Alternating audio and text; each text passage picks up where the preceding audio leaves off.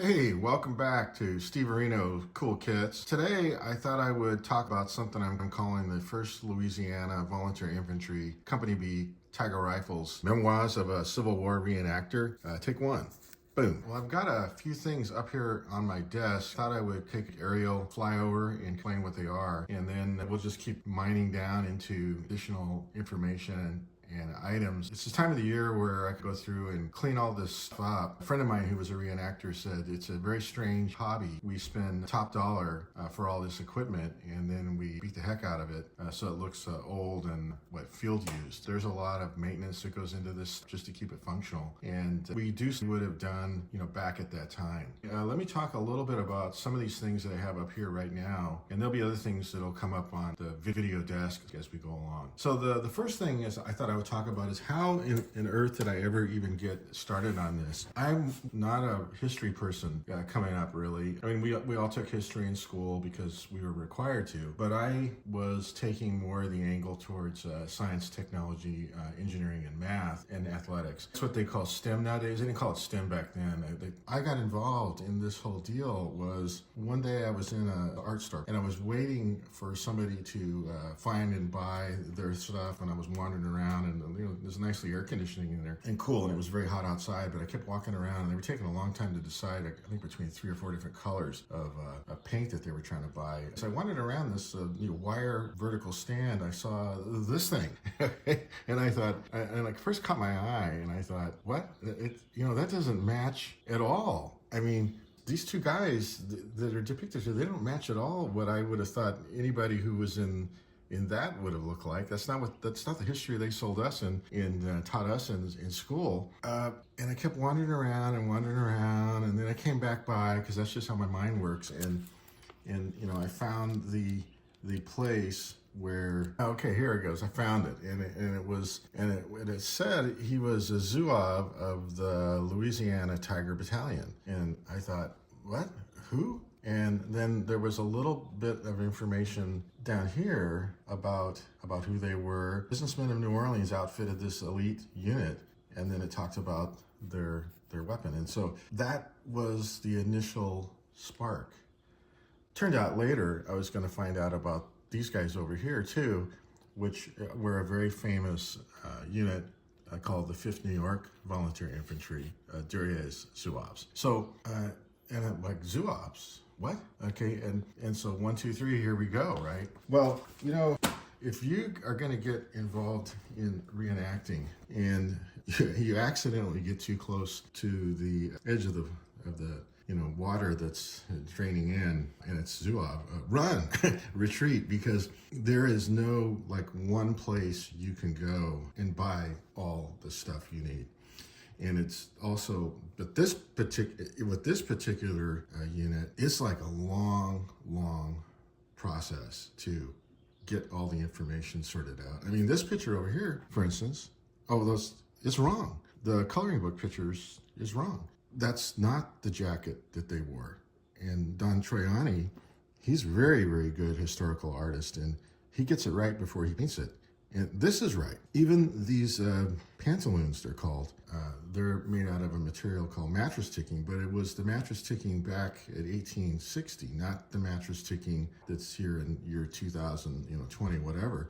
Those had big, wide, alternating blue and white stripes that you'll see some people that, they find a piece of history and it says mattress ticking, and they go make it out of 2020, whatever mattress ticking, and it is just totally wrong. I mean, this hobby is about trying to be correct, and it's about a lot of other things. I mean, you can almost lob any kind of criticism at reenactors. You probably, it would be a fair criticism. I mean, I heard one person say, "You bunch of people have too much time on your hands." Well, that's probably fair, and but we're also very interested in something, and it's history, and it's U.S. history, and it's our history, and so that means it's something that you could spend your time on, or you cannot. You can go, watch football and baseball, and that's all fine too. It just happens to be there's a group of people who they're very interested in this, and I got interested in their, I don't know, I could just keep, I'm not going to try to defend it. It's just, that's what happens when I can tell you the story about this.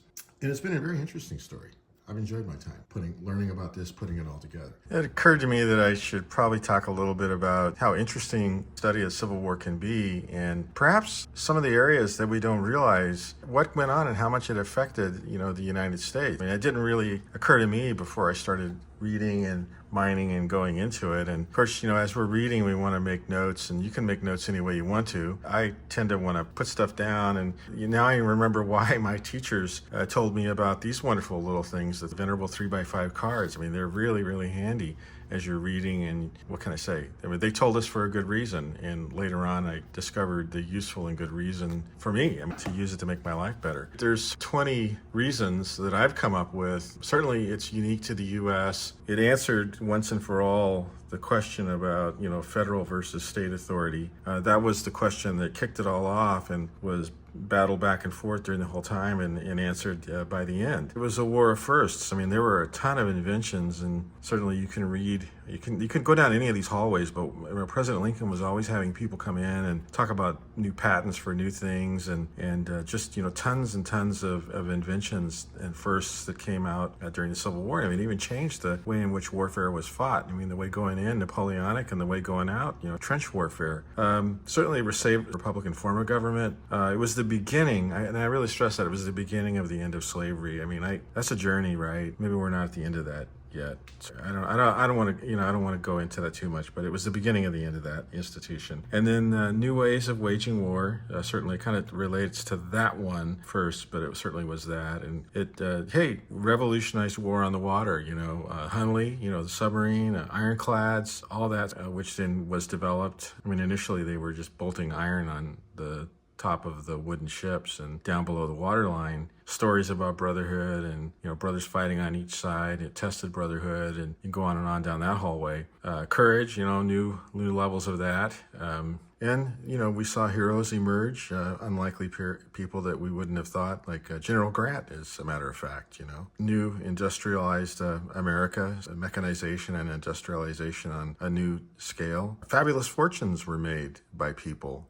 The big steal certainly happened, and other fortunes occurred, and there's stories that you can read and go after in that area.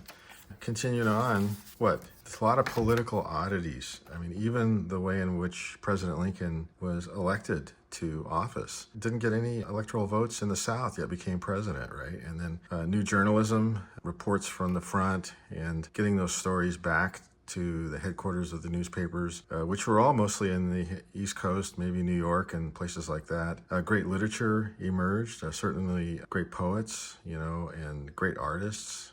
Winslow Homer being one that I think of when I got his book over here, and Leaves of Grass, that great set of poetic literature that came out during the Civil War by somebody who was there in the theater of war. Tested our faith in each other, tested our faith in our beliefs, tested our faith in our country. It gives us a unique tie to the past, and then we remember annually when we consider that holiday once a year where we remember those soldiers who fell. It was a great drama, no getting around that. And for some of us, it still speaks to us. And so these are maybe some of the things that I've discovered, which I didn't know I was going to discover when I started.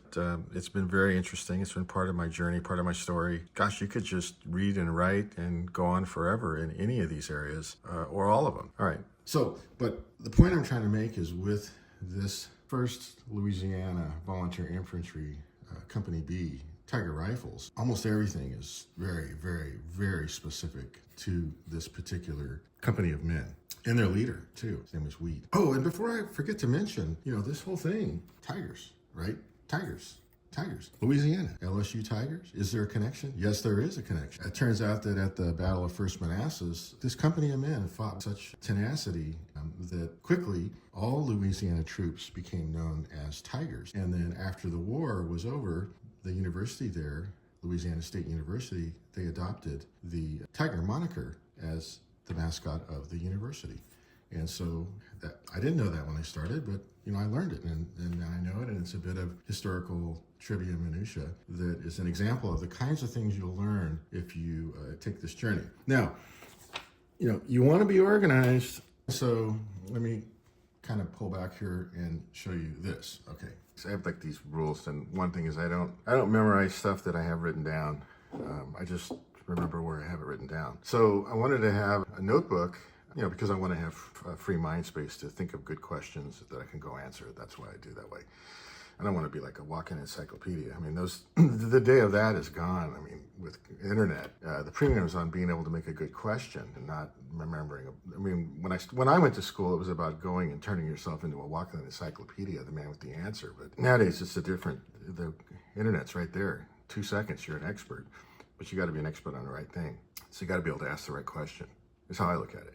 But anyway, so you go and you ask a question and you want to write the answer down, and then you want to move on to the next well thought out, sharp question. So as I proceeded towards trying to go from not correct to correct, and why, at the of course you have soldiers, but soldiers become units and companies and on and on and on, organized all the way up to brigades and such. And where they were organized, and then I'll move this over here, and then these are notes, so there's going to be a lot of revision in red and stuff. But then how they were, like I said before, the Tiger Rifles, and then there was the Life Guards and the Delta Rangers and the Walker Guards and the old 1, 2, 3, 4, 5, and these all were part of the 1st Special Louisiana Volunteer Infantry. And then you had the South Carolinians, and then they were together organized into, this is called an org chart, and then they were into the 7th Brigade.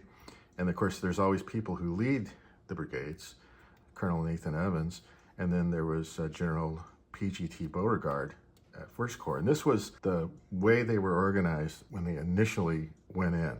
And I realize I'm moving kind of fast, but I'm kind of showing how, at least one way you can think about it. What are we doing here as reenactors? We want to get our history right? At different phases, different times in your reenacting journey, different parts are going to be more interesting to you. This happens to be my current interest, which is sort of the general camp life of the Civil War soldiers. This is a Winslow Homer image of the Duryea 5th New York Zouaves in one of their camps. And you have to remember, these guys traveled pretty exclusively on foot, carrying just what they could carry with them. So a lot of the items they would find in camp would be, barrels and boxes, and they would fashion that and make that into whatever they needed. A lot of their entertainment was found entertainment.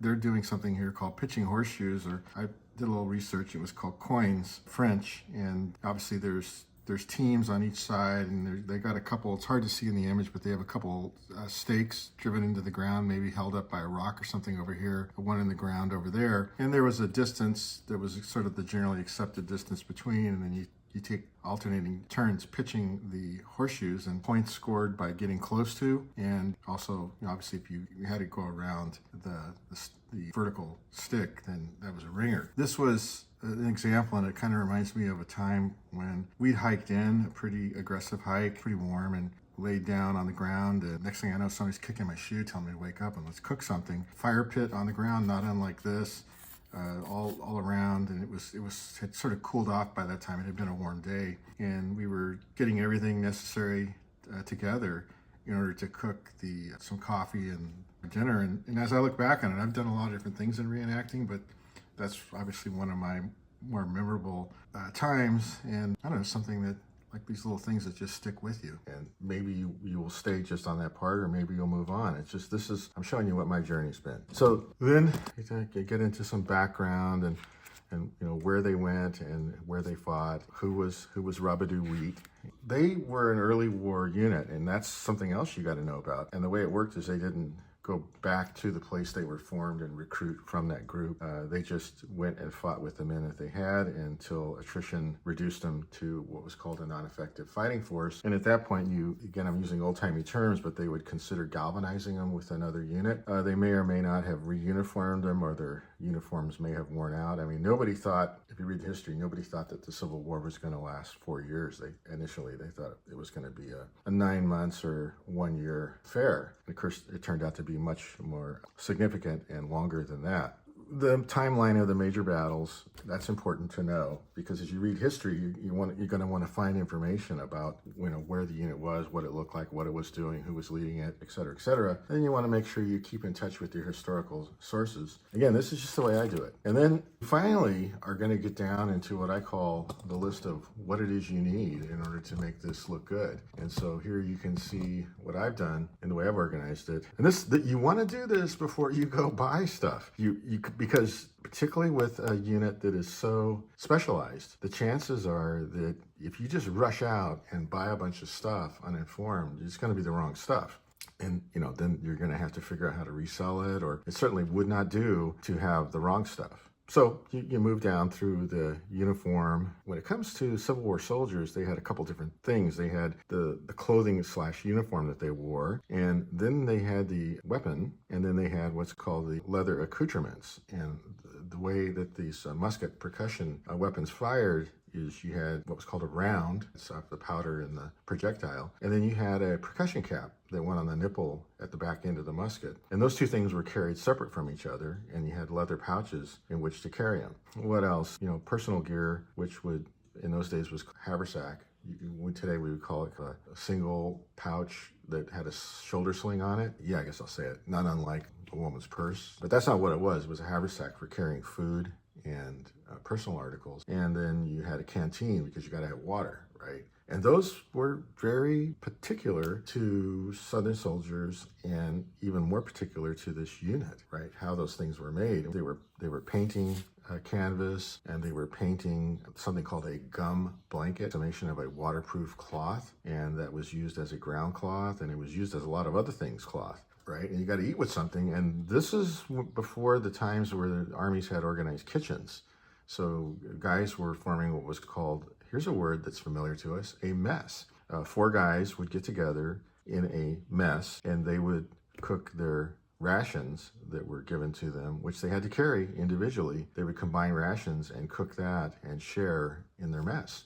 So it was very, very different from today. And again, this is an example of the kinds of stuff that you'll learn, and if you're a reenactor, you'll have a chance to do. I should say maybe here, and I make no criticism, I'm just explaining the distinction. You'll have what's called car painters, maybe guys and gals who go reenact out of their automobile with Yeti coolers and Coleman stoves and sleeping cots, and they take that stuff, they drive their car right up to where, and then they take that stuff out and they move it all of like 15 feet to the place they're going to camp, and then they set up their camp, which is very, very comfortable, but not at all historical. And then you have another group that's called campaigners, and campaigners, they leave their car and put it all on like the Civil War soldiers, and they hike to the place where they're going to do the deal, and then they hike back. Some of them hike farther than that, and so that can be part of the experiences. And those kinds of folks are called campaigners. And so that the second group is the kind of reenactor. Once I saw it, I decided I wanted to be, which then moves me on to the next and last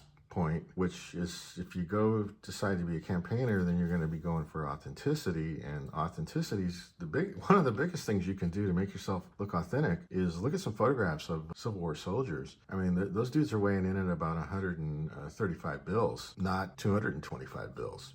So when it comes to images of your Confederate, here you go. I mean, they're pretty lean, right? I mean, these guys, by that time, they had endured quite a bit of hardship. And one of the other kind of current fascination of mine is reading and researching why the typical, if there's such a thing, Northern and Southern soldier committed and stayed with the commitment in the face of pretty incredible hardships. And that is not an easy question to answer, and one that I find very fascinating. So I continue to read and research along those lines. But typical impression, this is what I'm talking about. If you go consult images, you're going to, and this one's shown over and almost needs no introduction. It's shown so often. But you see what the typical sort of impression you would need to achieve if you were going to look like a typical Confederate did back then. And even a Northern soldier wouldn't be unlike this in terms of profile. So you've got to make a commitment to pull off the reenactment look. Again, it's just a decision. You don't have to. Chose to. One of the biggest things you could do to affect the authenticity of your impression is get the scale down where it should be. Okay, so And that's a decision too, which you're going to be making, right? Some of us might be naturally predisposed to that authentic profile, and others it might be more of a challenge, right? So anyway, there, and you got to exercise and jog and walk and stuff to be able to then on a weekend someplace go out and do a pack and toting a musket. So it's a decision, and it's one that can be fun, and it was fun for me, but it's not for everybody. Okay, so maybe I will talk about, well, I got it here just handy. Two of the things, and I can use this picture to explain it, that is authentic is this particular musket that this depiction is carrying here. It was 1841 Mississippi rifled musket, okay? And sometimes it would and sometimes it would not feature a canvas sling. I inadvertently said canvas sling. It's actually linen sling. Without the sling, and this depiction, it's with the sling. I happen to have a sling on mine just because I was someplace where a guy had an authentic one, and I thought, well, I can't pass that up, so I went ahead and got it. But sometimes I take it off, and because, the impression looks pretty good. In reenacting, we call this, when you're finally done, your historical impression. Okay, I know, there's like particular lingo. This is called your historical impression. But the thing I'm trying to point out here is that there's two bands on this musket. 1, 2, okay? 1, 2, which means it's shorter. And the Southern soldiers, the other type of principal musket, well, actually say the principal musket that most of them carried is our British musket. It was called an Enfield, and that was a 3-band musket. It was the firing tube was longer, and that's important because, getting a little ahead here, but when you look at Civil War histories and you look at Civil War reenactments, you're going to see there's a front row of soldiers and a back row of soldiers, and the back row of soldiers obviously have to fire over the shoulder of the soldiers in the front. That is really hard to do with a 2-band because you have to really step up close. I mean, like, you have to be like right on the person's back in front of you to safely fire over their shoulder. Otherwise, you'll have the exit muscle too close to their ear, right? So anytime again, esoteric particular stuff, if you are one of these guys and you get mixed in with a group and put in the back rank, you got to make sure you know what you're doing. Or if you see one of these guys behind you, you got to make sure he knows what he's doing. So there's that. And the other thing about it is, because it was a 2-bander, I'm using lingo terms here, 2-bander, it could not support what's called a bayonet. So what the Tigers did is they carried this. And this is called a D guard because it has like the letter D, which is also used as a knuckle buster. And it's a Bowie knife, so it's called a D-guard Bowie. And again, more esotericness. This particular one is a replica out of a book called the Confederate Sketchbook, and this was exhumed from the grave of a Tiger Rifle soldier. It was exhumed from his grave, so somebody sketched it, and then it has been offered as copies. And it's very crude in its fashioning, right? In fact, for me, this handle, while it works, it's kind of small-ish. But again, guys back in those days were much smaller than 6-foot guy like me. Yeah, I guess after this, what I'm going to do is just because I went through my annual cleaning, I call it cleaning, but it's really more like brushing and treating with the brass. Use this stuff called this is 1864-ish care and treatment of metal. Use this stuff called Rottenstone, applied with a lot of elbow grease. You use what's called sweet oil, or you would call it olive oil today, okay, to make a paste. And that's how you remove the tarnish. And certain things they kept clean to keep them functioning, and certain things they kept clean and shiny because there had to be inspections every once in a while. And certainly they were pretty pleased with their loyalty to their home state of Louisiana. So this very distinctive Louisiana was called a belt plate.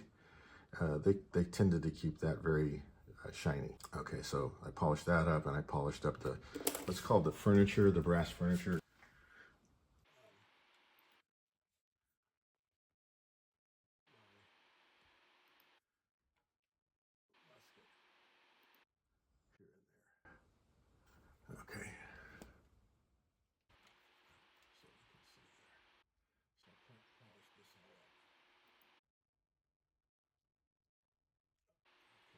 Okay, so next we will move into looking at some of the uniform article pieces, which I'll use this picture, which will be from the top down, the distinctive fez with the red tassel. Something that is very unique to this particular unit. We'll look at the canteen and the haversack. First one is this 10 drum canteen, and it's just a pretty simple set of discs. It's kind of small-ish. It doesn't hold a tremendous amount of water. You can see there it's about 6 inches across. This was made for me by a company called C&D Jarnigan. It's no longer bright, 10 color. Maybe it is under here, like that. It's actually nicely showing about 10 years 21 years of reenacting wear to it, and it's got kind of a nice look on the cork here. Every so often, and there's all you reenactor people will know this, but those maybe new to reenacting, the night before you go out to reenact, you want to soak this in water, and it'll kind of volume up a little bit, so it'll stop better. So if you do that, it'll serve you pretty well. It has simple canvas sling here. Nothing magical about that, but that's the appropriate type of sling versus, say, a leather sling. The South had a lot of cotton, didn't have a lot of leather, and the leather they had, they made it to go into more important places. Every once in a while, with a 10 drum canteen like this, just throw this little tidbit in. The regular tap water or whatever water you can find out at an event is going to have different minerals in it that's going to react with the tin and maybe cause this to rust. You'll be drinking rusty water unless you do what some of the soldiers would have done, which is to take a part of a beeswax candle, put it in here, take the strap off, take this off, get it in the oven, heat it up, but not so hot that the solder comes unsoldered, and then you can shake it around until that melted beeswax nicely coats the inside of your canteen, and then you'll be good for a couple more years of reenacting fun. So anyway, there's the 10 drum canteen. It's got a nice look to it. The next item up on deck that's very particular to a Tiger impression is your haversack, and I talked earlier about being painted canvas. I keep saying canvas, but it's actually happens to be linen. That's particular to the Tigers. I put a Louisiana State Pelican button on it. Originally it had a bone button on it, but that fell off somewhere. And then you can see here, it's just a single pocket. There's no extra buttons or anything inside. Just this is where your food goes.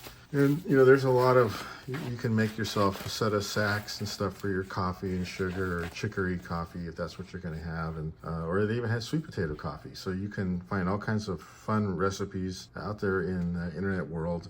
It had a simple canvas strap to it, and you wore it diagonally across. Then this is another thing that I picked up somewhere along the line. It's a Pelican pin, and it just sort of stays buffed up by being buffed up with rubbing on stuff. So there's that, and that's been on there about 10 or 12 years anyway. And then the last article that's particular to the Zouave impression is the fez. It's different than 5th New York fez or 146th or 165th for me. His name is Dirty Billy. He's there in Gettysburg, and he made this for me. And even though it's not an order that he gets that often, he knew exactly what to do, and he made it, and it's correct. He's such a great guy. He asked me, did I have an epitaph? And I did. I had one that I was wearing, and you can read the unit histories, and you'll find out that the Tigers wrote all kinds of stuff, and mine happens to be Tiger on the Prowl. So there's mine, right? And so you can see how it is. When you have it on your head, it just kind of falls whichever way it's going to fall. You can kind of wear it to the a little bit to the side or straight across the top, or whichever way is comfortable is what I do on that day. But it's somewhere in the neighborhood of that. Okay, so I think those are the last pieces that I need to put up there in order to complete the whole video.